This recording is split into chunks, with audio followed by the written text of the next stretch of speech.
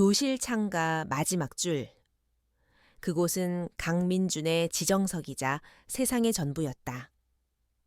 창밖으로는 계절의 변화가 선명히 보였지만 교실 안의 계절은 언제나 차가운 겨울이었다. 민주는 스스로를 투명 인간이라 여겼다. 그는 존재하지만 누구의 눈에도 띄지 않았고 그의 목소리는 소음 속에 묻혔다. 아이들은 그를 지나쳐 갔고 마치 그 자리에 아무도 없다는 듯 행동했다. 점심시간을 알리는 종이 울리자 교실은 순식간에 활기를 띠었다. 학생들은 335 무리를 지어웃고 떠들며 식당으로 향했다. 그 소란 속에서 민주는 언제나처럼 마지막까지 자리에 남아 있었다. 서두를 필요가 없었다. 그를 기다리는 사람도, 그가 합류할 무리도 없었기 때문이다. 그는 책상 서랍에서 낡은 수첩을 꺼내 무언가를 끄적였다. 그것은 그가 세상과 소통하는 유일한 방식이었다. 마침내 자리에서 일어난 민주는 복도를 걸었다. 그의 걸음은 소리가 나지 않았고 그의 시선은 바닥을 향했다. 복도 중앙에서 큰 웃음소리가 터져 나왔다. 이진우와 그의 무리였다. 진우는 이 학교의 왕이었다. 그의 아버지는 유력한 기업가였고 그는 그 후광을 마음껏 누리고 있었다. 잘생긴 외모와 뛰어난 운동신경, 그리고 무엇보다 사람들을 자기 편으로 만드는 교활함까지 갖추고 있었다. 진우는 민준을 발견하고는 입꼬리를 비틀었다. 그는 대놓고 민준을 괴롭히지는 않았다. 그의 방식은 훨씬 더 교묘하고 잔인했다. 그는 민준의 어깨를 일부러 세게 부딪히고 지나가며 과장되게 사과했다. 미안. 거기 있는 줄 몰랐네. 하도 존재감이 없어서 말이야. 그의 말에 주변 무리들이 일제히 폭소를 터뜨렸다. 그 웃음소리는 날카로운 비수가 되어 민준의 가슴에 박혔다. 민준은 아무런 대꾸도 하지 않았다. 아니, 할 수 없었다. 여기서 어떤 반응을 보이는 것은 그저 더 큰 조롱거리를 제공하는 것과 같다는 사실을 그는 오랜 경험으로 알고 있었다. 그는 그저 고개를 숙인 채 서둘러 식당으로 발걸음을 옮겼다. 식당은 이미 학생들로 가득 차 있었다. 빈자리를 찾는 것조차 힘든 소란스러운 공간이었다. 그는 식판을 들고 가장 구석진 자리로 향했다. 다른 학생들이 식사를 마친 후에야 겨우 자리를 잡고 앉을 수 있었다. 그의 식사는 언제나 10분 안에 끝났다. 음식의 맛을 느낄 여유도 없었고 그저 허기를 채우기 위한 행위에 불과했다. 그는 혼자 밥을 먹는 자신의 모습이 다른 사람들의 눈에 어떻게 비칠지 생각하지 않으려 애썼다. 그러나 날아와 꽂히는 경멸적인 시선들은 피할 수 없었다. 오후 수업은 토론 시간이었다. 선생님은 4명씩 조를 짜서 주어진 주제에 대해 발표 자료를 만들라고 지시했다. 아이들은 재빨리 친한 친구들과 조를 구성하기 시작했다. 민주는 이번에도 예외 없이 홀로 남겨졌다. 모두가 조를 이루었지만 그의 주변에는 아무도 오지 않았다. 선생님이 교실을 둘러보다가 곤란한 표정으로 민준을 발견했다. 민준이는 아직 조를 못 정했구나. 이진훈의 죄자리가 하나 남는 것 같은데 같이 하면 어떻겠니? 선생님의 제안에 진우는 노골적으로 불쾌한 표정을 지었다. 그는 헛기침을 하며 말했다. 선생님, 저희 조는 이미 역할 분담까지 다 끝냈습니다. 지금 와서 한 명이 더 들어오면 오히려 효율이 떨어질 것 같은데요. 그의 말은 정중했지만 그 안에 담긴 거절의 의사는 명확했다. 결국 민주는 어느 죄도 속하지 못한 채 선생님으로부터 혼자서 자료를 조사하고 보고서를 제출하라는 과제를 받았다. 그것이 모두에게 가장 편한 해결책이었다. 민주는 묵묵히 고개를 끄덕였다. 외톨이가 되는 것은 익숙한 일이었지만 매번 새롭게 다가오는 상처의 깊이는 얕아지지 않았다. 그는 창밖을 바라보며 텅 빈 운동장을 응시했다. 진우의 무리는 민준을 보며 킥킥거렸다. 그들에게 민준은 살아있는 유머였고 자신들의 우월함을 확인시켜주는 존재였다. 진우는 민준의 그런 모습을 즐겼다. 약한 자를 짓밟음으로써 자신의 위치가 더욱 공고해진다고 믿었다. 그의 세계에서 강자와 약자는 명확히 구분되었고 민주는 의심의 여지 없이 후자에 속했다. 수업이 끝나고 모두가 가방을 챙겨 떠나는 시간. 민주는 교실에 남아 창밖으로 해가 지는 풍경을 바라보았다. 붉게 물든 하늘은 아름다웠지만 그의 마음속에는 어두운 그림자가 드리워져 있었다. 그는 왜 자신이 이렇게 살아야 하는지, 무엇이 잘못된 것인지 알 수 없었다. 그는 그저 이 지옥 같은 시간이 빨리 지나가기만을 바랄 뿐이었다. 그는 다시 낡은 수첩을 펼쳤다. 그 안에는 누구에게도 보여주지 않은 그의 생각과 감정들이 빼곡히 적혀 있었다. 때로는 날카로운 분노로, 때로는 깊은 슬픔으로 가득 찬 문장들이었다. 그것은 그의 유일한 탈출구이자 무기였다.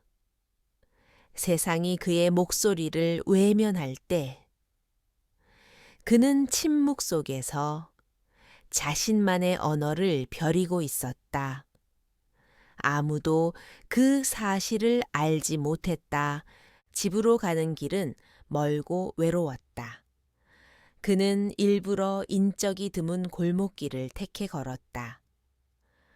화려한 도시의 불빛은 그와는 상관없는 다른 세상의 이야기처럼 느껴졌다. 그의 발걸음은 무거웠고 어깨는 축 처져 있었다.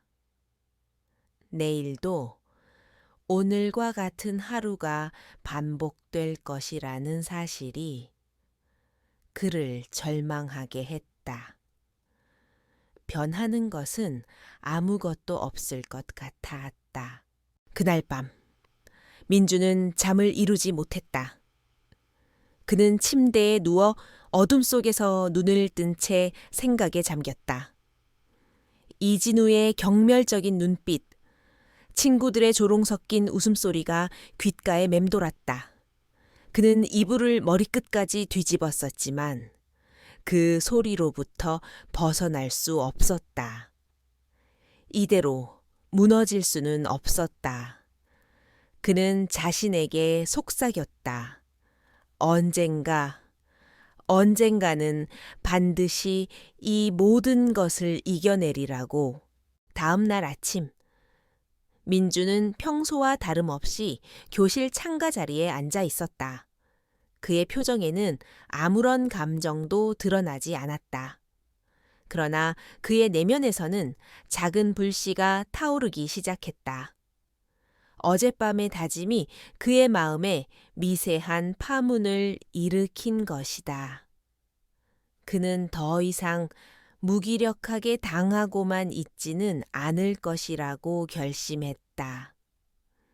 하지만 어떻게 싸워야 할지는 아직 알 수 없었다. 그의 변화를 눈치챈 사람은 아무도 없었다. 그는 여전히 투명 인간이었고 아이들은 그를 없는 사람처럼 대했다. 이진우는 여전히 그를 보며 비웃었고 세상은 조금도 변하지 않았다. 하지만 중요한 것은 민준의 마음속에서 시작된 변화였다. 그것은 아주 작고 미약했지만 거대한 폭풍을 예고하는 나비의 날갯짓과도 같았다. 민주는 조용히 자신의 수첩에 새로운 문장을 써 내려갔다. 침묵이 가장 큰 외침이 될 때가 있다. 그는 아직 그 의미를 완전히 이해하지는 못했지만 언젠가 자신의 침묵이 세상을 향한 가장 강력한 목소리가 될 것이라고 막연하게 믿었다. 그날이 오기 전까지 그는 묵묵히 자신의 칼을 갈고 닦을 것이다. 월요일 아침 전교생이 강당에 모였다. 교장 선생님의 지루한 훈화가 이어질 것이라는 예상과 달리 교감 선생님이 단상 위에 올랐다. 그의 표정은 평소보다 조금 상기되어 있었고 손에는 서류 몇 장을 들고 있었다. 강당 안의 소음이 서서히 잦아들자 그가 마이크를 잡고 입을 열었다. 그의 목소리는 강당 전체에 힘차게 울려 퍼졌다. 올해의 졸업식은 조금 특별하게 진행하고자 합니다. 학생들 사이에서 가벼운 웅성거림이 일었다. 교감은 말을 이었다. 전통적으로 성적 최우수 학생이 졸업생 대표 연설을 맡아왔지만 저희는 올해 그 관행을 깨기로 결정했습니다. 우리는 성적이나 지위가 아닌 가장 진솔하고 깊이 있는 목소리를 듣고 싶습니다. 그래서 졸업 연설문 공모전을 개최하기로 했습니다. 강당은 순간 정적에 휩싸였다가 이내 더 큰 웅성거림으로 가득 찼다. 교감은 손을 들어 학생들을 조용히 시켰다. 가장 중요한 규칙은 모든 제출작은 철저히 익명으로 심사된다는 것입니다.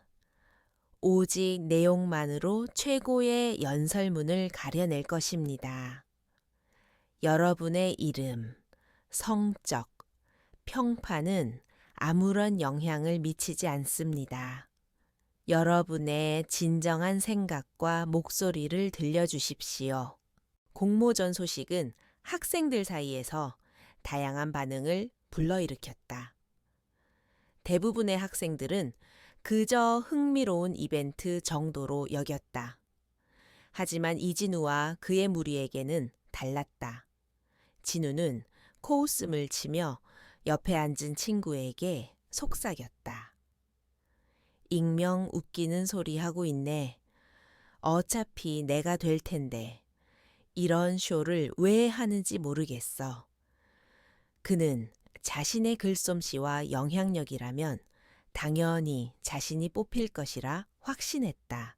그 시각 강당의 가장 뒷줄 구석에 앉아있던 강민준의 심장은 미세하게 떨리고 있었다.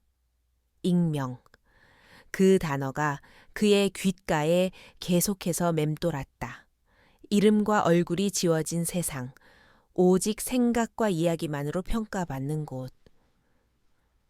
그것은 그가 꿈꿔왔지만 한 번도 현실이 될 것이라고는 상상하지 못했던 무대였다.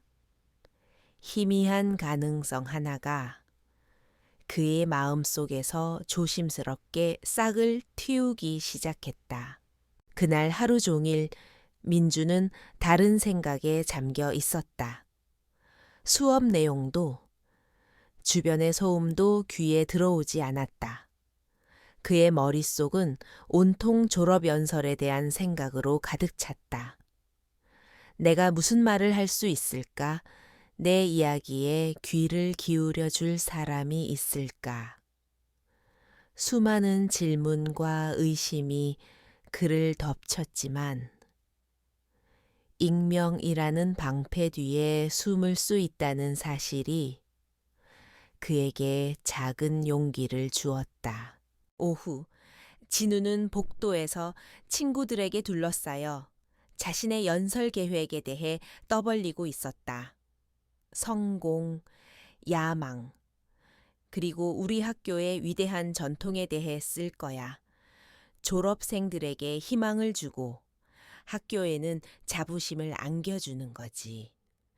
교장 선생님이 딱 좋아할 만한 내용 아니겠어. 그의 목소리는 자신감으로 가득 차 있었고 주변 친구들은 연신 감탄하며 그를 치켜 세웠다. 민주는 그 광경을 멀리서 지켜보았다. 진우가 말하는 성공과 희망은 그에게 너무나 공허하게 들렸다. 그가 보고 겪은 세상은 그런 아름다운 단어들로 포장할 수 있는 곳이 아니었다. 그는 보이지 않는 곳에서 신음하는 사람들, 부당함에 눈물 흘리는 사람들, 그리고 자신처럼 침묵을 강요당하는 이들의 얼굴을 떠올렸다. 그들의 이야기를 하고 싶다는 생각이 강렬하게 피어올랐다. 하교 후 민주는 곧장 집으로 가지 않고 학교 도서관으로 향했다. 그는 창가 자리에 앉아 가방에서 낡은 수첩을 꺼냈다.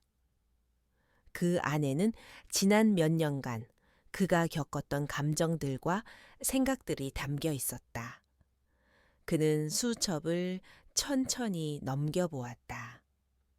그곳에는 상처받은 소년의 일기가 있었고 세상을 향한 날카로운 관찰이 있었으며 때로는 희망을 갈망하는 외침이 기록되어 있었다. 그는 연필을 쥐었지만 쉽사리 첫 문장을 시작하지 못했다. 두려움이 그의 손을 붙잡았다. 만약 내 글이 비웃음거리가 되면 어떡하지? 아무도 공감하지 못하면? 아니, 그보다 더 무서운 것은 아무런 반향도 일으키지 못하고 그대로 사라져 버리는 것이었다. 그는 창밖을 보며 깊은 한숨을 내쉬었다. 도전하기에는 자신이 너무나 작고 초라하게 느껴졌다. 그때였다. 도서관 한쪽에서 작은 소란이 일었다. 진우의 무리 중 한 명이 다른 학생의 책을 빼앗아 던지며 조롱하고 있었다. 이런 촌스러운 책이나 읽으니까 네가 그 모양인 거야. 주변의 학생들은 못 본 척하거나 혹은 재미있다는 듯이 그 광경을 지켜볼 뿐이었다. 아무도 나서서 그 학생을 도와주지 않았다. 침묵의 동조 혹은 무관심이라는 이름의 폭력이었다. 그 순간 민준의 마음속에서 무언가 단단하게 결심이 섰다. 그는 더 이상 방관자로 남을 수 없었다. 자신의 목소리를 내지 않는다면 이 침묵의 폭력은 영원히 계속될 것이다. 그가 연설을 통해 이야기해야 할 것은 바로 이것이었다. 성공과 희망이라는 허울 좋은 단어 뒤에 가려진 우리가 애써 외면하고 있는 진실에 대해서 말이다. 민주는 다시 고개를 숙여 수첩을 바라보았다. 그의 눈빛은 이전과 달랐다. 두려움은 사라지고 차분하지만 강렬한 의지가 그 자리를 채웠다. 그는 연필을 굳게 쥐었다. 더 이상 망설이지 않았다. 이것은 단순히 상을 받기 위한 글이 아니었다. 이것은 그 자신을 위한, 그리고 자신과 같은 수많은 투명 인간들을 위한 외침이었다. 그는 조용히 첫 문장을 써 내려가기 시작했다. 그날 밤, 민준의 방에는 늦게까지 불이 꺼지지 않았다. 책상 위 작은 스탠드 불빛만이 어둠을 밀어내며 그의 얼굴과 낡은 수첩을 비추고 있었다. 그는 세상과 단절된 채 오직 자신만의 이야기에 집중했다. 연필심이 종이를 스치는 소리만이 방 안의 유일한 소음이었다. 문장을 쓰고, 지우고, 다시 쓰는 과정은 마치 기억의 폐허 속에서 진실의 조각을 발굴하는 작업과도 같았다. 침묵이라는 단어를 썼을 때 그의 머릿속에는 아버지의 얼굴이 떠올랐다. 몇 년 전 그의 아버지는 국내 최고의 화학연구소에서 가장 촉망받는 수석 연구원이었다. 그는 자신의 일에 대한 자부심과 열정으로 가득 차 있었고, 어린 민주는 그런 아버지를 세상에서 가장 위대한 영웅으로 여겼다. 주말이면 아버지는 민준을 데리고 연구소에 가곤 했다. 하얀 가운을 입고 복잡한 실험 기구들을 다루는 아버지의 모습은 어린 그의 눈에 마법사처럼 보였다. 모아서 따뜻했던 기억, 위로 차가운 현실의 그림자가 덮였다. 그가 거짓이라는 단어를 써 내려가자 끔찍했던 그날의 기억이 파도처럼 밀려왔다. 신제품 개발 프로젝트의 핵심 기밀이 경쟁사로 유출되는 사건이 터졌다. 모든 증거가 아버지를 범인으로 지목하고 있었다. 아버지는 필사적으로 자신의 결백을 주장했지만 아무도 그의 말을 믿어주지 않았다. 회사는 그를 희생양으로 삼아 모든 책임을 떠넘겼다. 민주는 아직도 기억한다. 집 앞에 진을 치고 있던 기자들, 쉴 새 없이 울리던 전화벨 소리, 그리고 배신자라며 손가락질하던 이웃들의 차가운 시선을 아버지는 한순간에 존경받는 과학자에서 파렴치한 범죄자로 전락했다. 그의 모든 업적과 명예는 산산조각났다.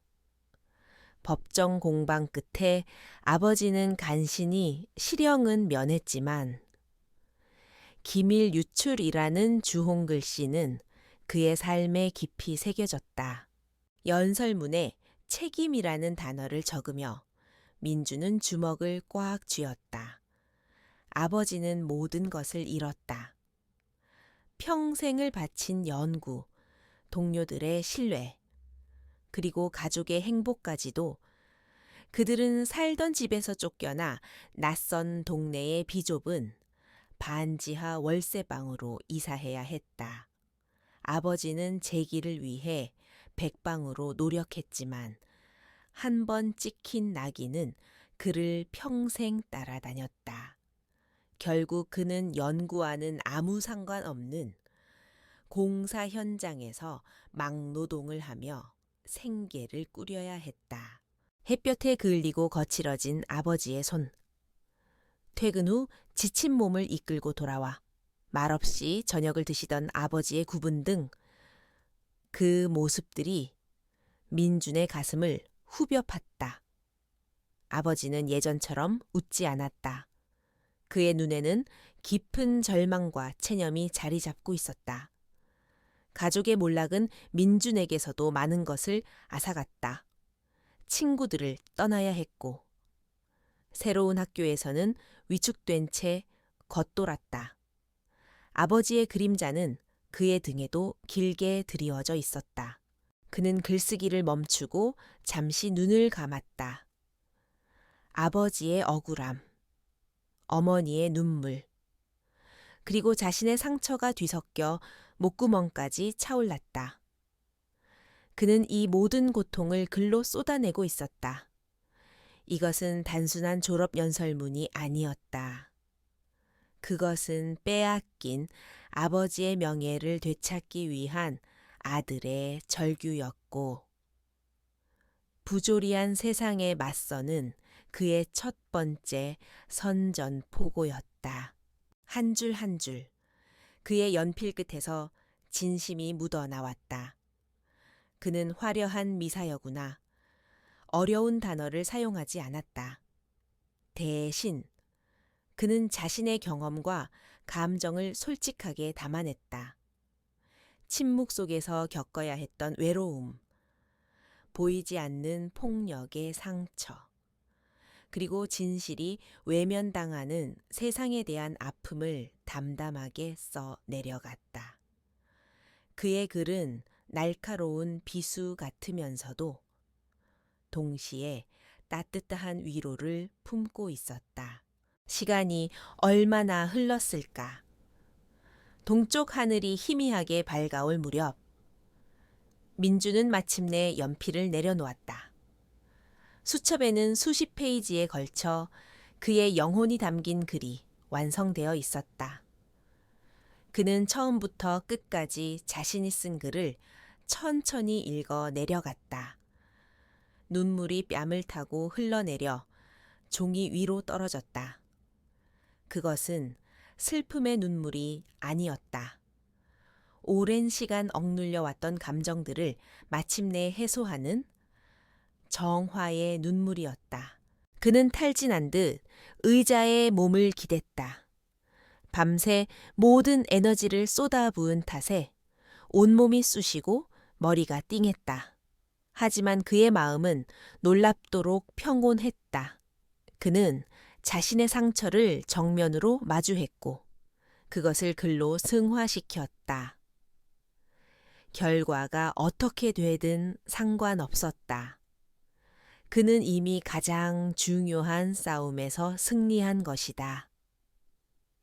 바로 자기 자신과의 싸움에서.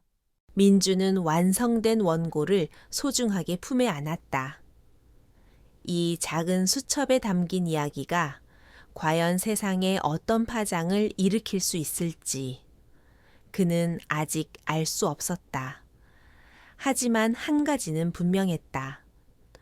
그는 더 이상 어둠 속에 숨어 있는 투명 인간이 아니었다. 그는 자신의 목소리를 찾았고 이제 그 목소리를 세상에 낼 준비가 되어 있었다. 제출 마감일 아침, 민주는 이른 시간에 학교에 도착했다. 교무실 앞에 놓인 투박한 공모전 제출함은 아직 비어 있었다. 그는 잠시 망설였다. 그의 영혼이 담긴 이 수첩을, 그의 모든 비밀이 담긴 이 이야기를 과연 이 차가운 상자 안에 넣어도 괜찮은 걸까?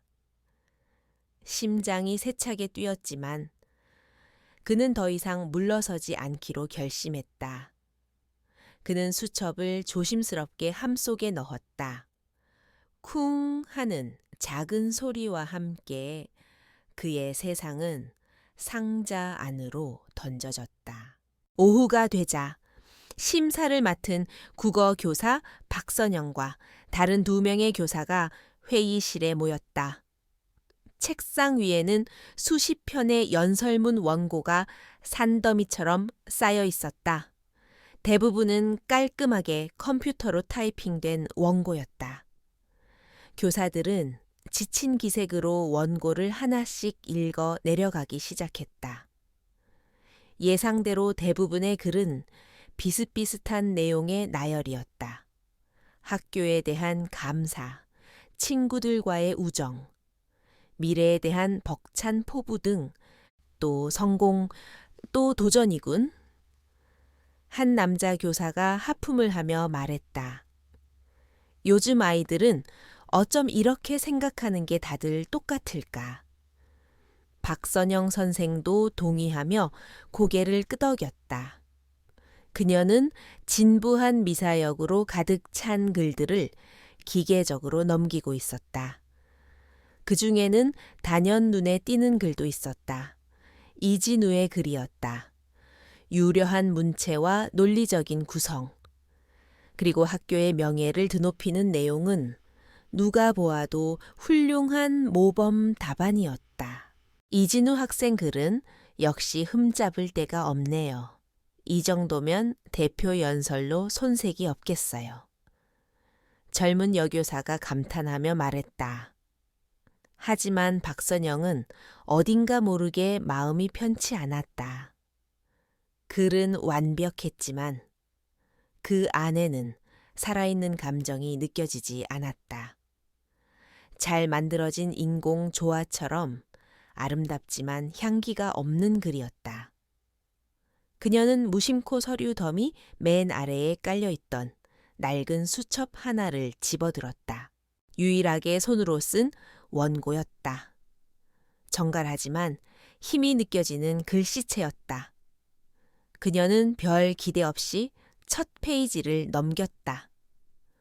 그러나 첫 문장을 읽는 순간 그녀의 눈빛이 달라졌다. 그녀는 자기도 모르게 허리를 고추수고 글에 몰입하기 시작했다. 그곳에는 성공이나 희망에 대한 이야기가 없었다. 대신 침묵과 외로움, 보이지 않는 벽과 가려진 진실에 대한 이야기가 담담하게 펼쳐지고 있었다. 글은 한 소년의 고백으로 시작하여 점차 우리 사회의 부조리와 인간 소외 문제로 확장되고 있었다. 문장은 간결했지만 그 안에 담긴 무게는 결코 가볍지 않았다. 글쓴이는 분노를 터뜨리거나 동정을 구걸하지 않았다. 그저 묵묵히 자신의 상처를 드러내고 그 상처를 통해 세상을 바라보고 있었다. 박선영은 숨을 죽인 채 마지막 페이지까지 단숨에 읽어 내려갔다. 그녀가 고개를 들었을 때 그녀의 눈가는 촉촉하게 젖어 있었다. 세상에 그녀는 나지막이 탄성을 내뱉었다. 다른 두 교사가 의아한 표정으로 그녀를 쳐다보았다. 박 선생님, 무슨 일 있어요? 그녀는 떨리는 목소리로 말했다. 여러분, 이 글을 한번 읽어보세요. 이건 차원이 다른 글이에요. 그녀는 다른 교사들에게 수첩을 건넸다. 수첩을 돌려 읽은 다른 교사들의 반응도 마찬가지였다. 감탄과 충격, 그리고 깊은 침묵이 회의실을 감돌았다. 남자 교사가 먼저 입을 열었다. 대체 어떤 학생이 이런 글을 쓴 거지? 우리 학교에 이런 아이가 있었다니. 그의 목소리에는 놀라움이 가득했다. 하지만 이내 그들의 얼굴에는 고민의 빛이 서렸다. 이 연설문은 너무나도 날카롭고 정직하며 그래서 위험했다. 젊은 여교사가 조심스럽게 말했다. 글이 감동적인 건 사실이지만 졸업식 분위기에는 너무 무겁지 않을까요? 학부모님들이나 내빈들도 계신데 자칫하면 학교의 명예에 누가 될 수도 있습니다. 그녀의 우려는 타당했다. 이 글은 모두가 즐거워야 할 축제의 날에 찬물을 끼얹는 것처럼 느껴질 수도 있었다. 이진우의 밝고 희망적인 연설문이 훨씬 더 안전한 선택이었다. 그러나 박선영의 생각은 달랐다. 그녀는 단호하게 말했다. 진정한 교육이 무엇이라고 생각하십니까? 아이들에게 무조건적인 성공과 희망만을 이야기하는 것이 교육일까요? 때로는 불편한 진실을 마주하게 하는 용기를 가르치는 것도 교육입니다. 이 글은 우리 학생들에게 그리고 우리 어른들에게 더 큰 울림을 줄 겁니다. 이것이야말로 우리가 이번 공모전을 기획한 이유가 아닙니까? 그녀의 열정적인 말에 회의실은 다시 침묵에 잠겼다. 3명의 교사는 오랫동안 아무 말도 하지 않았다. 그들은 이 이름 모를 학생이 던진 묵직한 질문 앞에서 깊은 고민에 빠졌다. 안전한 거짓을 택할 것인가? 아니면 위험한 진실을 택할 것인가? 그것은 단순히 연설문 하나를 고르는 문제가 아니었다. 그것은 학교의 교육 철학을 증명하는 시험대와도 같았다. 긴 침묵 끝에 가장 연장자인 남자 교사가 입을 열었다. 그의 목소리는 차분했지만 결연했다. 박 선생님 말씀이 맞습니다. 우리가 언제까지 아이들의 눈과 귀를 막고 아름다운 이야기만 들려줄 수는 없습니다. 이 글을 선택합시다. 어떤 파장이 일어날지는 모르겠지만 그 모든 것을 감수할 가치가 있는 글입니다. 그의 결정에 젊은 여교사도 마침내 고개를 끄덕였다. 만장일치였다. 결정이 내려지자 세 교사는 동시에 안도의 한숨을 내쉬었다. 그들은 자신들이 매우 중요하고 용감한 결정을 내렸다는 사실을 알고 있었다. 이제 남은 것은 이 위대한 연설문을 쓴 익명의 작가를 찾아내는 일이었다. 그들은 수첩 표지에 적힌 작은 학번을 확인했다. 과연 어떤 얼굴을 한 학생이 이토록 깊은 영혼의 목소리를 가지고 있을지 그들의 궁금증은 점점 더 커져만 갔다. 며칠 후 학교 중앙현관 게시판에 커다란 공고문이 붙었다. 졸업생 대표 연설문 선정 결과 안내에 수많은 학생들이 게시판 앞으로 몰려들었다. 공고문은 간결했다. 치열한 심사 끝에 한 편의 익명 제출작이 최종 선정되었음을 알리는 내용이었다. 선정된 글의 제목이나 내용은 공개되지 않았고 연설자의 신원은 졸업식 당일 현장에서 공개될 것이라고 덧붙여져 있었다. 그 소식은 학교 전체에 미묘한 파장을 일으켰다. 학생들은 저마다 추측을 내놓기 시작했다. 누가 썼을까 문예부에 그 선배일까? 아니면 늘 전교 1등을 놓치지 않는 그 친구일까?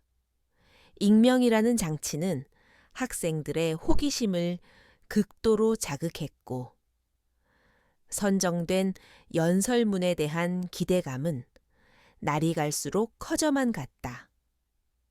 학교는 졸업식을 앞두고 기분 좋은 흥분과 미스터리한 분위기에 휩싸였다. 하지만 이진우에게 그 소식은 청천벽력과도 같았다. 그는 자신의 눈을 의심하며 공고문을 몇 번이고 다시 읽었다. 익명 제출작 선정. 그 글자는 그의 자존심에 깊은 상처를 냈다. 그는 당연히 자신이 뽑힐 것이라 한 치의 의심도 하지 않았다. 그의 완벽한 글을 제치고 다른 글이 그것도 이름도 없는 누군가의 글이 뽑혔다는 사실을 도저히 받아들일 수 없었다. 그의 얼굴에서 미소가 사라졌다. 교실로 돌아온 그는 자리에 앉아 주먹을 꽉 쥐었다. 주변의 친구들이 눈치를 보며 그를 위로했지만 그의 귀에는 아무것도 들리지 않았다. 그의 머릿속은 온통 분노와 굴욕감으로 가득 찼다. 감히 누가 자신의 자리를 빼앗았단 말인가. 그는 이대로 물러설 생각이 전혀 없었다. 그는 자신에게 굴욕을 안겨준 그 익명의 작가를 반드시 찾아내기로 결심했다. 그날 이후 이진우는 자신만의 마녀 사냥을 시작했다. 그는 자신의 무리들을 동원해 유력한 용의자들의 목록을 만들었다. 평소 글을 좀 쓴다고 알려진 학생들이나 선생님들에게 칭찬을 자주 받는 학생들이 주요 타깃이 되었다. 그는 쉬는 시간마다 용의자들을 찾아가 노골적으로 떠보거나 교묘하게 압박했다. 네가 썼다며 솔직히 말해. 대단한데 와 같은 비아냥거림이 복도를 떠돌았다. 학교의 분위기는 점차 험악해졌다. 진우의 집요한 추궁에 애꿎은 학생들이 상처를 받았다. 어떤 학생은 억울함에 눈물을 터뜨렸고 어떤 학생은 진우의 압박에 못 이겨 자신이 쓰지 않았다는 해명을 하고 다녀야 했다. 즐거워야 할 졸업을 앞둔 마지막 날들이 의심과 불신으로 얼룩지고 있었다. 진우가 일으킨 폭풍은 학교 전체를 뒤흔들었다. 강민주는 그 모든 혼란을 그림자 속에서 조용히 지켜보고 있었다. 그는 폭풍의 눈이었지만 아무도 그의 존재를 인식하지 못했다. 진우의 용의자 목록에 그의 이름은 애초에 존재하지도 않았다. 그는 너무나 완벽한 투명 인간이었기에 그 누구도 그를 의심하지 않았다. 진우와 그의 무리들은 민준의 바로 앞에서 다음 용의자에 대해 떠들면서도 그를 마치 벽에 걸린 액자처럼 취급했다. 민준은 복잡한 감정에 휩싸였다. 한편으로는 안도했지만 다른 한편으로는 두려웠다. 진우의 분노가 얼마나 큰지 직접 목격했기 때문이다. 만약 자신의 정체가 밝혀진다면 그 모든 화살이 자신에게로 향할 것이 분명했다. 졸업식 날까지 어떻게든 비밀을 지켜야만 했다. 하지만 동시에 그의 마음속에서는 기묘한 쾌감마저 느껴졌다. 자신의 침묵의 언어가 학교 전체를 이렇게 뒤흔들고 있다는 사실이 믿기지 않았다. 졸업식이 며칠 앞으로 다가왔다. 진우의 마녀 사냥은 더욱 극성을 부렸다. 그는 이제 거의 확신에 가까운 용의자를 한 명 지목했다. 바로 문예부 부장이었다. 그는 문예부 부장을 복도 구석으로 몰아붙이고는 윽박질렀다. 네가 썼지 비겁하게 숨지 말고 당당하게 밝혀 왜 남의 자리를 훔치고도 모른 척하는 거야. 문예부 부장은 얼굴이 하얗게 질린 채 아니라고 항변했지만 진우는 들으려 하지 않았다. 그 광경을 멀리서 지켜보던 민준의 마음은 무겁게 가라앉았다. 자신의 글로 인해 다른 사람이 고통받고 있다는 사실이 그를 괴롭혔다. 그는 잠시 모든 것을 밝혀야 할지 고민했다. 하지만 지금 나선다면 상황은 더욱 악화될 뿐이었다. 진우는 진실을 원하는 것이 아니었다. 그는 그저 자신의 분노를 쏟아낼 희생양이 필요할 뿐이었다. 그날 저녁, 민주는 박선영 선생님으로부터 비밀스러운 호출을 받았다. 교무실로 찾아간 그를 박선영은 따뜻한 미소로 맞이했다. 그녀는 민준에게 연설문 원고를 돌려주며 말했다. 정말 대단한 글이었어, 민준아. 선생님은 네가 정말 자랑스럽다. 그녀는 민준이 연설자라는 사실을 이미 알고 있었다. 그녀의 눈빛은 민준에게 깊은 신뢰와 지지를 보내고 있었다. 박선영은 현재 학교의 분위기에 대해 우려를 표하며 괜찮냐고 물었다. 민준은 담담하게 고개를 끄덕였다. 괜찮습니다. 곧 모든 것이 밝혀질 테니까요. 그의 목소리에는 두려움이 아닌 오히려 어떤 결연함이 담겨 있었다. 그는 이제 피하지 않을 것이다. 졸업식의 그 순간, 그는 자신의 이름으로, 자신의 목소리로 세상 앞에 당당히 설 것이다. 그를 둘러싼 폭풍이 거세질수록 그의 내면은 더욱 단단해지고 있었다. 졸업식을 하루 앞둔 날, 전교생이 마지막 예행 연습을 위해 강당에 모였다. 학생들은 들뜬 마음으로 친구들과 장난을 치며 어수선한 분위기를 만들었다. 교감 선생님이 단상에 올라 마이크를 잡고 여러 차례 헛기침을 한 후에야 강당은 겨우 조용해졌다. 그는 졸업식의 세부 식순을 하나하나 짚어가며 학생들의 동선을 점검했다. 모든 것이 순조롭게 진행되는 듯 보였다. 다음은 졸업생 대표 연설 순서입니다. 교감의 말이 나오자 강당 안의 모든 학생들이 숨을 죽였다. 모두가 궁금해하던 익명의 연설자가 누구인지 밝혀지는 순간이었다. 이진우는 자신만만하게 넥타이를 고쳐맸다. 그는 내심 학교가 마지막 순간에 마음을 바꿔 자신을 지목할 것이라는 일말의 기대를 품고 있었다. 교감은 잠시 뜸을 들인 후 명단을 보고 이름을 불렀다. 3학년 5반 강민준 학생, 단상 위로 올라와 주십시오. 그 이름이 불리는 순간 강당 안에는 기묘한 정적이 흘렀다. 학생들은 서로의 얼굴을 쳐다보며 수군거렸다. 강민준, 그게 누구지? 낯선 이름에 모두가 어리둥절한 표정을 지었다. 이진우조차도 잠시 고개를 갸웃거렸다.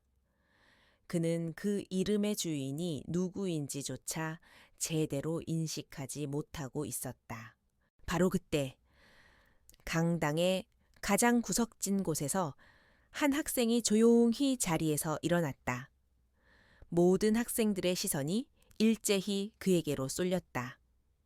그가 바로 강민준이었다. 그가 앞으로 걸어 나오자 학생들 사이에서는 믿을 수 없다는 탄식이 터져 나왔다. 저 애라고 늘 혼자 다니던 그 유령 같은 애가 학교에서 가장 존재감 없던 학생이 가장 영광스러운 자리에 서게 되었다는 사실은 거대한 충격이었다. 이진우의 얼굴은 순식간에 굳어졌다. 그의 머릿속에서 모든 조각들이 맞춰졌다. 자신을 이기고 자신에게 굴욕을 안겨준 익명의 작가가 바로 자신이 벌레만도 못하게 여기던 강민준이었다는 사실. 그것은 그의 자존심을 송두리째 무너뜨리는 참을 수 없는 모욕이었다. 그의 두 눈에서는 경악이 분노로, 분노는 이내 살의에 가까운 증오로 변해갔다. 그는 주먹을 너무 세게 쥐어 손톱이 손바닥을 파고드는 것도 느끼지 못했다. 예행 연습이 끝나고 학생들이 흩어지기 시작했다. 민주는 조용히 강당을 빠져나가려 했다. 하지만 그의 앞을 이진우와 그의 무리들이 막아섰다. 진우는 민준의 멱살을 잡고 그를 인적이 드문 복도 비상계단으로 끌고 갔다. 그의 얼굴은 분노로 흉측하게 일그러져 있었다. 그는 민준을 벽으로 거칠게 밀어붙였다. 네오였어 내까짓게 감히 내 뒤통수를 쳐. 진우의 목소리는 낮았지만 그 안에는 위협적인 기운이 가득했다. 민주는 아무 말도 하지 않고 그를 노려보았다. 그의 침묵은 진우를 더욱 화나게 만들었다. 그 글, 네가 쓴 거 아니지. 어디서 훔쳤거나 누가 대신 써준 거겠지. 너 같은 놈이 그런 글을 쓸 수 있을 리가 없잖아. 그는 민준의 어깨를 강하게 쥐며 협박했다. 잘 들어. 찐따 새끼야. 당장 교감한테 가서 못하겠다고 말해. 배가 아프든 무대에 공포증이 있든 알아서 핑계를 대. 그 자리는 원래 내 자리였어. 네가 설 자리가 아니라고. 그의 눈빛은 만약 거절한다면 가만두지 않겠다는 경고를 보내고 있었다. 그의 뒤에 선 무리들도 위협적으로 민준을 애워쌌다. 과거의 민준이었다면 이 상황에서 겁을 먹고 모든 것을 포기했을 것이다. 그의 심장은 지금도 미친 듯이 뛰고 있었고 다리는 후들거렸다. 하지만 그의 눈빛은 흔들리지 않았다. 그는 오랫동안 자신을 짓눌러 왔던 두려움의 실체를 정면으로 마주하고 있었다. 그는 입술을 깨물었다가 마침내 입을 열었다. 그의 목소리는 작았지만 단호했다. 싫어. 그 한마디에 진우의 이성이 끊어졌다. 뭐라고? 그는 민준의 멱살을 더 세게 움켜쥐었다. 하지만 민준은 물러서지 않았다. 그는 진우의 눈을 똑바로 쳐다보며 다시 한번 말했다. 싫다고 했어. 그 연설은 내가 할 거야. 내가 해야만 하는 이야기야. 그의 차분하고도 단호한 태도는 진우가 지금껏 단 한 번도 본 적 없는 모습이었다. 진우는 당황했고 그래서 더욱 분노했다. 진우가 주먹을 치켜드는 순간이었다. 거기서 뭐 하는 건가? 날카로운 목소리가 복도에 울려 퍼졌다. 박선영 선생님이었다. 그녀는 민준이 걱정되어 뒤따라왔던 것이다. 그녀의 등장에 진우는 욕설을 내뱉으며 마지못해 주먹을 내렸다. 그는 민준의 셔츠 깃을 놓아주며 귀에 대고 속삭였다. 후회하게 될 거다. 내가 반드시 그렇게 만들어 줄 테니. 진우와 그의 무리들은 혀를 차며 자리를 떠났다. 복되는 민준과 박선영 선생님만이 남았다. 그녀는 민준에게 다가와 괜찮냐고 물었다. 민준은 흐트러진 옷깃을 바로잡으며 고개를 끄덕였다. 그는 두렵지 않았다. 오히려 이제야 모든 것이 분명해진 기분이었다. 이제 더 이상 숨을 필요도 피할 이유도 없었다. 결전의 시간은 바로 내일. 졸업식 무대 위였다. 박선영 선생님은 민준을 데리고 아무도 없는 상담실로 갔다. 그녀는 민준에게 따뜻한 코코아 한 잔을 건네며 그의 맞은편에 조용히 앉았다. 그녀는 다그치거나 섣부른 위로를 건네지 않았다. 그저 민준이 스스로 마음을 추스를 때까지 묵묵히 기다려 주었다. 잠시 후 민준은 낮은 목소리로 입을 열었다. 무서웠습니다. 솔직히 지금도 무섭습니다. 그것은 그의 진심이었다. 이진우 앞에서 보였던 당당함은 사실 두려움을 감추기 위한 필사적인 방어막이었다. 그는 진우의 협박이 단순한 엄포가 아님을 잘 알고 있었다. 졸업식 이후에도 진우가 자신을 가만두지 않을 것이라는 공포가 엄습했다. 어쩌면 연설을 포기하는 것이 자신과 가족을 위해 현명한 선택일지도 모른다는 나약한 생각이 고개를 들었다. 박선영은 그의 눈을 부드럽게 바라보며 말했다. 두려운 게 당연해. 나라도 무서웠을 거야. 하지만 민준아, 위대한 용기는 두려움이 없는 상태가 아니란다. 두려움에도 불구하고 옳은 일을 향해 한 걸음 내딛는 것. 그것이 진짜 용기야. 그녀의 목소리는 차분했지만 그 안에는 민준의 마음을 움직이는 강한 힘이 있었다. 그녀는 잠시 창밖을 바라보았다. 선생님도 어릴 때 너처럼 말을 잘 못하는 아이였어. 부당한 일을 봐도 무서워서 아무 말도 못했지. 그렇게 침묵했던 순간들은 어른이 된 지금도 가끔 후회로 남는단다. 그녀는 자신의 과거를 솔직하게 털어놓으며 민준에게 다가갔다. 너의 글은 수많은 침묵하는 사람들의 마음을 대신 외쳐주고 있어. 그건 정말 대단하고 중요한 일이란다. 선생님의 진심, 어린 격려에 민준의 마음속에서 흔들리던 불씨가 다시 타오르기 시작했다. 그는 자신이 혼자가 아니라는 사실에 큰 위안을 얻었다.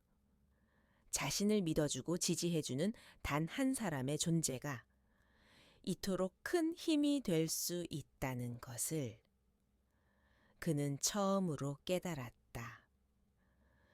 그는 고개를 들어 박선영을 보며 힘주어 말했다. 포기하지 않겠습니다. 끝까지 해내겠습니다. 상담실을 나와 집으로 가기 위해 교문을 나설 때였다. 누군가 조심스럽게 그의 이름을 불렀다. 돌아보니 같은 반 친구인 서준이었다. 서준 역시 민준처럼 눈에 띄지 않는 조용한 학생이었다. 그는 늘 책을 손에서 놓지 않았고 진우의 무리에게 여러 번 괴롭힘을 당하는 것을 민주는 본 적이 있었다. 서준은 주위를 살피며 민준에게 다가왔다. 아까 비상계단에서 있었던 일 우연히 들었어. 서준은 머뭇거리며 말했다. 그의 얼굴에는 미안함과 존경심이 뒤섞여 있었다. 네가 연설문을 쓴 사람이었다니 정말 놀랐어. 그리고 대단하다고 생각했어. 이진우 앞에서 그렇게 당당하게 맞서는 걸 보고 정말 그는 말을 잇지 못하고 입술만 달싹였다. 이내 그는 용기를 내어 말을 이었다. 사실 나 졸업하면 이 동네를 떠나. 진우 무리 때문에 학교 다니는 게 너무 힘들었거든. 아무에게도 말 못했지만 매일매일이 지옥 같았어. 그의 목소리는 작게 떨리고 있었다. 나처럼 힘들어하는 애들이 많아. 다들 무서워서 혹은 용기가 없어서 아무 말도 못하고 있을 뿐이야. 서준은 민준의 손을 덥석 잡았다. 그의 손은 차갑게 떨리고 있었지만 그가 전하는 진심은 뜨거웠다. 그러니까 부탁이야. 내일 우리 모두를 대신해서 말해줘. 우리가 하고 싶었지만 차마 하지 못했던 이야기들을 네가 대신해줘. 우린 모두 네 뒤에서 응원하고 있을게. 그의 눈에는 간절한 눈물이 고여 있었다. 그 순간 민주는 거대한 사명감을 느꼈다. 그의 연설은 더 이상 아버지의 명예 회복이나 개인적인 복수를 위한 것이 아니었다. 그것은 서준처럼, 그리고 과거의 자신처럼 침묵 속에서 고통받는 모든 이들을 위한 목소리가 되어야 했다.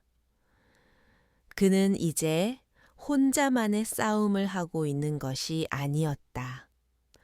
그의 등 뒤에는 수많은 투명 인간들의 간절한 염원이 함께하고 있었다. 민주는 서준의 손을 마주 잡으며 굳게 고개를 끄덕였다. 걱정하지 마. 약속할게. 그 짧은 약속은 청은망은의 무게를 가지고 있었다. 집으로 돌아가는 발걸음은 더 이상 무겁지 않았다. 두려움은 여전했지만 이제 그 두려움보다 더 큰 책임감과 용기가 그의 마음을 가득 채우고 있었다. 내일 그는 세상에서 가장 외롭지만 가장 강력한 연설자가 될 것이다. 졸업식 날의 아침이 밝았다. 민주는 평소보다 일찍 잠에서 깼다. 창문으로 스며드는 아침 햇살은 유난히 눈부셨고 그의 방 안을 환하게 비추고 있었다. 그는 3년 동안 입었던 교복을 마지막으로 꺼내 입었다. 달고 다른 교복은 이제 그의 몸에 딱 맞았지만 오늘따라 어쩐지 갑옷처럼 무겁게 느껴졌다. 거울 앞에 선 그는 자신의 모습을 낯설게 바라보았다. 거기에는 더 이상 겁에 질린 소년이 없었다. 아침 식탁은 조용했지만 무겁지 않았다. 어머니는 말없이 그가 가장 좋아하는 반찬을 그의 밥 위에 올려주셨다. 아버지는 신문을 읽는 척했지만 그의 시선은 아들을 향해 있었다. 민준이 집을 나서기 전 아버지는 처음으로 그의 어깨를 강하게 붙잡았다.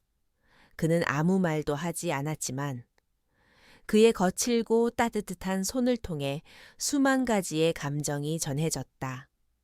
그것은 아들에 대한 믿음과 미안함, 그리고 희망이었다. 같은 시각 도시의 반대편에 있는 거대한 저택에서도 졸업식 준비가 한창이었다. 이진우는 최고급 원단으로 만들어진 교복을 입고 거울 앞에서 자신의 모습을 점검했다. 그의 얼굴에는 어제의 분노 대신 차가운 냉소와 오만함이 자리 잡고 있었다. 그는 자신의 계획을 확신하고 있었다. 강민준? 그 하찮은 녀석을 모두의 앞에서 웃음거리로 만들어버릴 완벽한 계획을 그는 휴대폰을 들어 자신의 무리들에게 단체 메시지를 보냈다. 녀석이 연설을 시작하면 내가 신호를 줄게. 다 같이 크게 웃는 거야. 몇몇은 휘파람을 불고 몇몇은 야유를 보내. 녀석이 당황해서 아무 말도 못하게 만드는 거지. 오늘 우리가 졸업식의 주인공이 되는 거다. 그는 메시지를 보내고 나서 만족스러운 미소를 지었다. 그는 강민준에게 패배를 안겨줄 생각에 벌써부터 짜릿함을 느꼈다. 학교 운동장은 졸업생들과 학부모들로 인산인해를 이루었다. 축하의 꽃다발과 형형색색의 풍선, 그리고 카메라 플래시가 터지는 소리가 축제 분위기를 한껏 고조시켰다. 모두의 얼굴에는 희망과 기대가 가득했다. 이 밝고 행복한 분위기 속에서 곧 불어닥칠 폭풍을 예감하는 사람은 아무도 없었다. 민준의 부모님은 행사장 뒤편에 조용히 자리를 잡고 아들을 찾았다. 이진우의 아버지는 학교 이사장과 함께 귀빈석 가장 앞자리에 앉았다. 그의 존재감은 막강했고 교장과 교감이 연신 허리를 숙이며 그에게 인사를 건넸다. 그는 아들 이진우를 흐뭇하게 바라보았다. 그는 아들이 졸업생 대표 연설을 하지 못하게 된 것을 아쉬워했지만 크게 문제 삼지는 않았다. 어차피 이 학교에서 그리고 이 사회에서 진짜 주인공은 자신과 자신의 아들이라고 믿었기 때문이다. 민주는 졸업생들이 모여있는 대기석에 앉아 있었다. 그의 심장은 가슴을 뚫고 나올 듯이 세차게 뛰었다. 수많은 사람들의 얼굴, 소음, 그리고 기대와 호기심이 뒤섞인 시선들이 그를 압박했다. 그때 박선영 선생님이 그에게 다가왔다.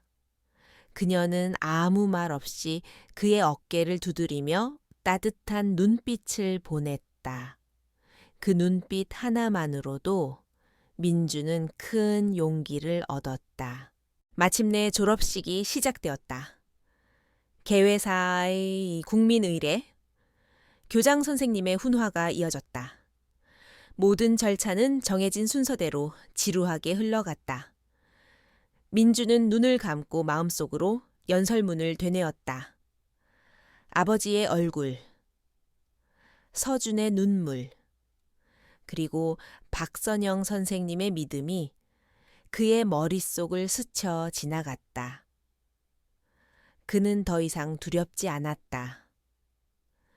그는 자신이 해야 할 일을 정확히 알고 있었다. 교장 선생님의 훈화가 끝나고 사회를 보던 교감 선생님이 마이크를 잡았다. 그의 목소리가 긴장감으로 살짝 떨리고 있었다. 다음은 이번 졸업식의 가장 특별한 순서입니다. 공모전을 통해 선정된 졸업생 대표의 연설이 있겠습니다. 강당 안의 모든 시선이 단상으로 집중되었다. 이진우는 입꼬리를 올리며 옆에 앉은 친구들과 눈짓을 교환했다. 교감은 잠시 숨을 고른 후 힘찬 목소리로 외쳤다. 3학년 5반 강민준 학생을 큰 박수로 맞아주시기 바랍니다. 우레와 같은 박수 소리와 함께 민주는 자리에서 일어섰다. 그는 깊은 숨을 한 번 들이쉬고 수천 개의 눈동자가 자신을 향해 있는 단상을 향해 한 걸음 나아가기 시작했다. 이제 그의 전쟁이 시작되려 하고 있었다. 단상으로 향하는 길은 짧았지만 민준에게는 영원처럼 길게 느껴졌다. 수천 개의 눈동자가 그의 모든 움직임을 쫓고 있었다. 그는 마이크 앞에 섰다. 눈앞이 아찔했고 다리가 떨렸으며 입 안이 바싹 말라붙었다. 저 멀리 귀빈석에 앉은 이진우의 아버지가 보였고 그 옆에서 자신을 비웃으며 친구들과 무언가 속삭이는 이진우의 모습도 보였다. 그는 모든 소음을 차단하고 눈을 감았다가 천천히 떴다. 그는 준비된 원고를 펼치지 않았다. 대신 마이크를 잡은 손에 힘을 주며 아주 조용한 목소리로 입을 열었다. 안녕하십니까? 저는 3학년 5반 강민준입니다.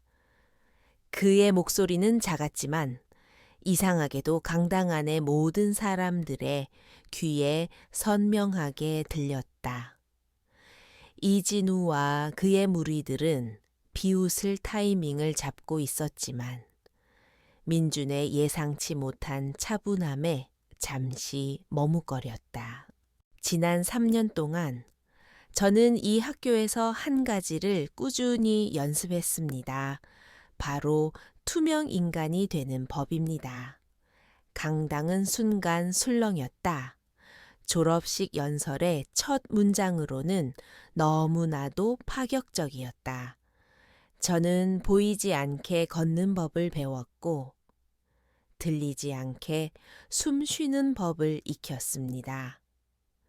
침묵이 가장 안전한 언어이며 눈에 띄지 않는 것이 최고의 생존 전략인 세상이 있다는 것을 깨달았습니다. 그의 말은 계속되었다. 그는 성공과 희망을 말하지 않았다. 대신 그는 그림자에 대해 이야기했다. 화려한 성공 신화 뒤에 가려진 수많은 실패와 좌절에 대해, 경쟁에서 이기기 위해 친구를 짓밟아야 하는 비정함에 대해, 그리고 그 모든 압박 속에서 소리 없이 무너져 내리는 영혼들에 대해 말했다. 그의 목소리는 담담했지만 듣는 이의 마음을 파고드는 날카로움이 있었다. 이진우는 신호를 보내려던 손을 내렸다. 분위기가 이상하게 흘러가고 있었다. 웃음이나 야유를 보내기에는 연설의 내용이 너무나도 무겁고 진솔했다. 학생들은 마치 자신의 마음속을 들여다보는 듯한 민준의 말에 점차 빠져들고 있었다. 부모님들의 얼굴에서도 미소가 사라지고 진지한 표정으로 단상을 응시했다. 교사들은 긴장감 속에 마른 침을 삼켰다. 저는 오늘 한 남자에 대한 이야기를 하려고 합니다. 민주는 잠시 말을 멈추고 숨을 골랐다. 그는 누구보다 자신의 일을 사랑했던 정직한 연구원이었습니다.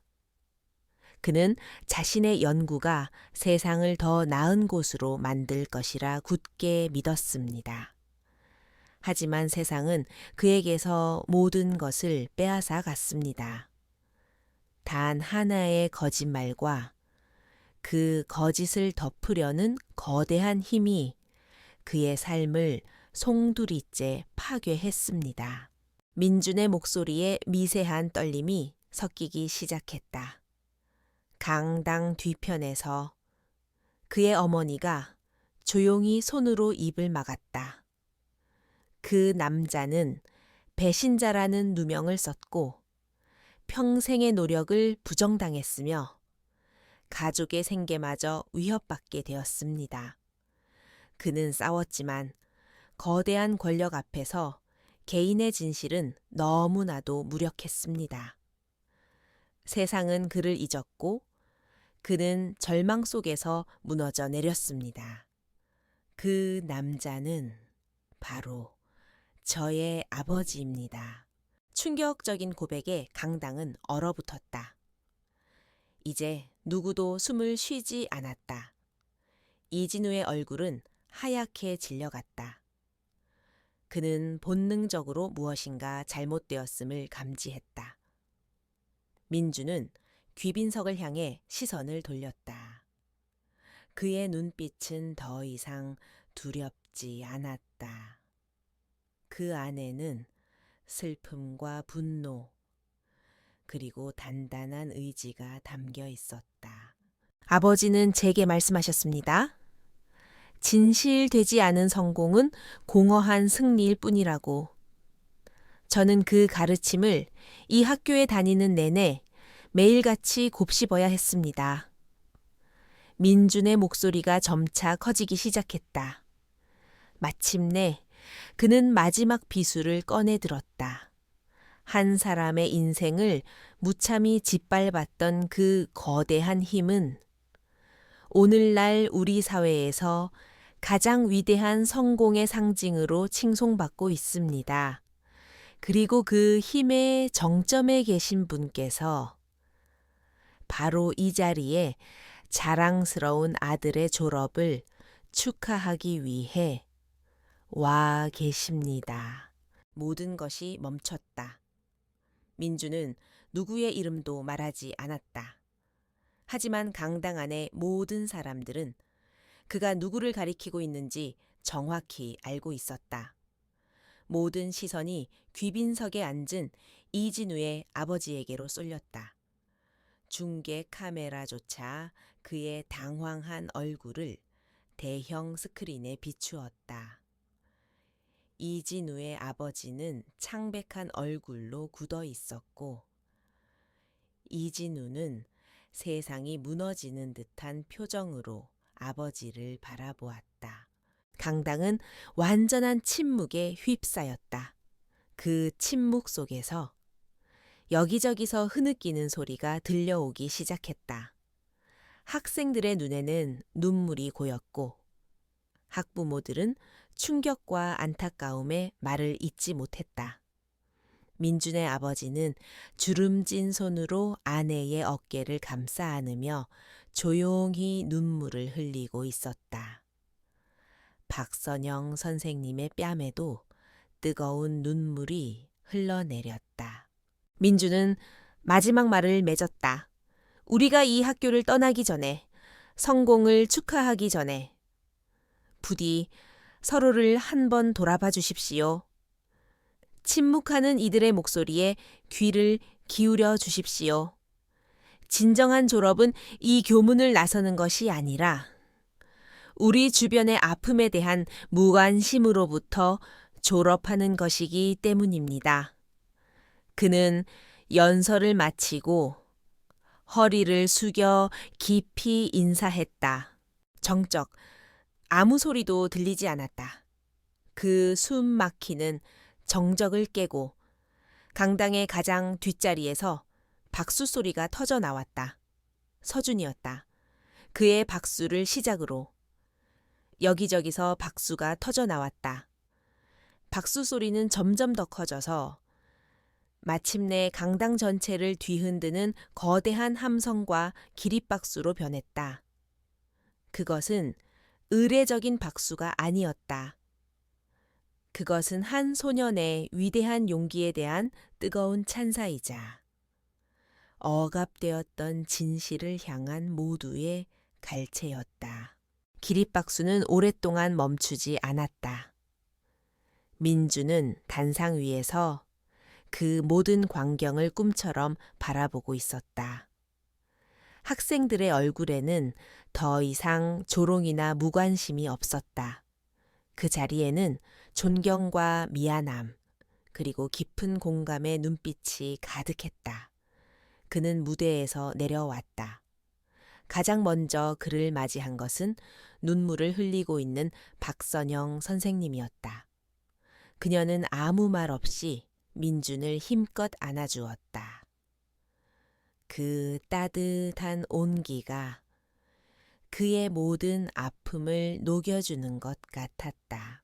교장과 교감도 복잡한 표정으로 그에게 다가왔다. 그들은 이 파장을 어떻게 수습해야 할지 걱정하는 기색이 역력했지만 그럼에도 불구하고 민준의 손을 잡으며 말했다. 훌륭한 연설이었다. 그것은 진심이었다. 귀빈석에 앉아있던 이진우의 아버지는 이미 자리를 떠난 후였다. 그는 단 한마디 말도 없이 넋이 나간 아들의 팔을 거칠게 잡아끌고 굴욕감 속에 행사장을 빠져나갔다. 그의 시대가 저물고 있음을 알리는 초라한 퇴장이었다. 졸업식이 끝나고 학생들은 오랫동안 자리를 뜨지 못했다. 그들은 마치 약속이라도 한 듯 민준의 주위로 몰려들었다. 지난 3년간 그에게 단 한 번도 말을 걸지 않았던 학생들이었다. 어떤 학생은 말없이 다가와 그의 손을 잡았고 어떤 학생은 미안했다고 작은 목소리로 사과했다. 한때 진우의 무리에서 그를 괴롭혔던 학생들. 몇몇은 고개를 숙인 채 눈물을 글썽이며 용서를 구했다. 서준이 사람들 틈을 비집고 그에게 다가왔다. 그는 아무 말도 하지 않았다. 그저 민준을 보며 환하게 웃었다. 그 미소 하나만으로도 충분했다. 그 미소는 수많은 서준들의 감사와 해방감을 담고 있었다. 민주는 비로소 자신이 한 일의 무게를 실감했다. 그는 단순히 개인의 복수를 한 것이 아니었다. 그는 닫혀 있던 벽을 허물고 억눌렸던 목소리들에게 숨 쉴 공간을 만들어준 것이다. 한편 학교를 빠져나가는 고급 세단 안은 얼음장처럼 차가웠다. 이진우의 아버지는 운전 내내 단 한마디도 하지 않았다. 그의 침묵은 그 어떤 질책보다도 무서웠다. 이진우는 감히 고개를 들지 못하고 창밖만 바라보았다. 아버지는 아들이 당한 괴롭힘이나 연설의 진실 따위에는 관심이 없었다. 그에게 중요한 것은 오직 하나, 수많은 사람들 앞에서 자신의 체면이 무참히 짓밟혔다는 사실뿐이었다. 집에 도착하자마자 아버지는 처음으로 입을 열었다. 그의 목소리는 강철처럼 차가웠다. 내 놈은 내게 평생 씻을 수 없는 모욕을 줬다. 고작 그깟 벌레 같은 놈 하나 처리하지 못해서 이 사단을 만들어 그는 아들을 실패작으로 규정했다. 이진우의 세계는 완벽하게 무너져 내렸다. 그가 믿었던 아버지의 권력도, 그가 누렸던 교실의 왕좌도, 이제는 모두 신기루처럼 사라져 버렸다. 그는 자신의 방에 틀어박혀 오랫동안 나오지 않았다. 민주는 운동장 한가운데서 부모님과 재회했다. 어머니는 아들을 보자마자 와락 껴안고 아무 말 없이 눈물만 흘렸다.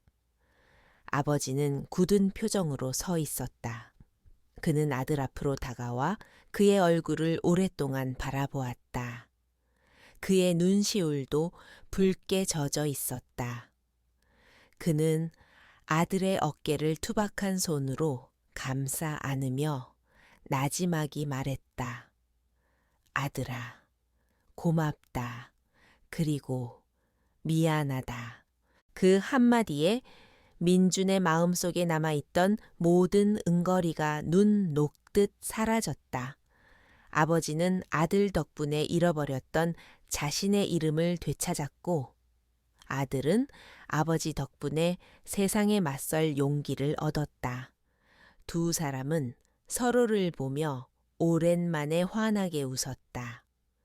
그것은 상처와 고통의 시간을 지나 마침내 찾아온 완전한 화해와 치유의 순간이었다. 며칠 후 민준의 연설은 언론을 통해 알려지며 사회에 큰 파장을 일으켰다. 이진우 아버지의 회사는 여론의 문매를 맞고 주가가 폭락했으며 과거의 사건에 대한 재조사 요구가 빗발쳤다. 비록 세상의 모든 부조리가 한순간에 바뀌지는 않겠지만 민준이 던진 작은 돌멩이 하나는 썩어 있던 연못의 수면을 흔들기에 충분했다. 민준은 가족과 함께 교문을 나섰다. 그는 마지막으로 자신이 3년을 보냈던 학교를 돌아보았다. 그곳은 더 이상 그에게 상처와 고립의 공간이 아니었다. 그곳은 그가 침묵을 깨고 자신의 목소리를 처음으로 세상에 외쳤던 의미 있는 장소로 기억될 것이다. 그는 더 이상 보이지 않는 소년이 아니었다. 그의 옆에는 이제 든든한 부모님이 함께 걷고 있었다.